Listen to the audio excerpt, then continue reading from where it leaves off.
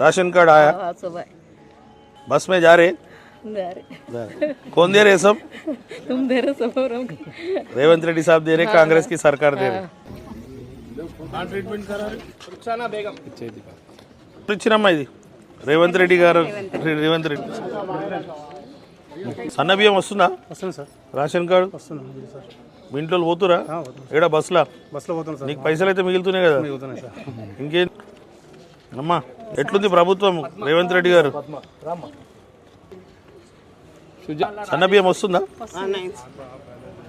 Ration card వచ్చింది, 200 యూనిట్లు, మళ్ళీ సిలిండరు, ఇంకేం కావాలా?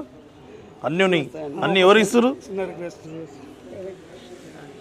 ఓకే.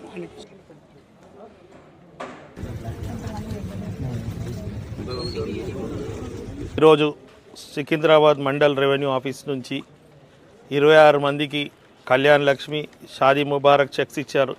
ఈరోజు ఇక్కడ మహిళలందరూ చాలా సంతోషంగా ఉన్నారు. వాళ్ళతో మాట్లాడుతుంటే వారు ముందు కేసీఆర్ గారి గవర్నమెంట్ ఉన్నప్పుడు పిల్లలు పుట్టిన తర్వాత మాకు చెక్కులు వస్తుండే, ఈరోజు మాకు 6 నెలల లోపట్నే మాకు చెక్కులు వస్తుంది. పెళ్లి చేసుకున్నప్పుడు ఎంత సంతోషంగా ఉంటామో, ఈ డబ్బులు వస్తే మాకు ఏదైతే ఖర్చులు అయినాయో, ఏదైతే కొంచెం అప్పులైందో ఇంట్రెస్ట్ లేకుండా తొందరగా ఇది కట్టుకోవడం ద్వారా మాకు ఇంట్రెస్ట్ మిగులుతుంది, మా బాధలన్నీ కూడా పోతుంది. కాబట్టి గౌరవ ముఖ్యమంత్రి గారికి ధన్యవాదాలు తెలుపుతారు.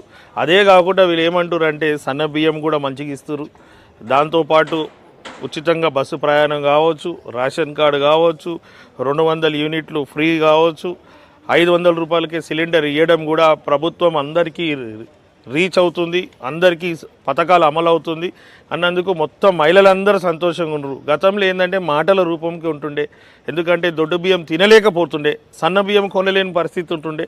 ఈరోజు మేమందరం ఇచ్చిన సన్న బియ్యం మేము కుటుంబ సభ్యులందరూ తింటున్నామంటే ఇలా కాంగ్రెస్ ప్రభుత్వంకే ధన్యవాదాలు తెలుపుతారు.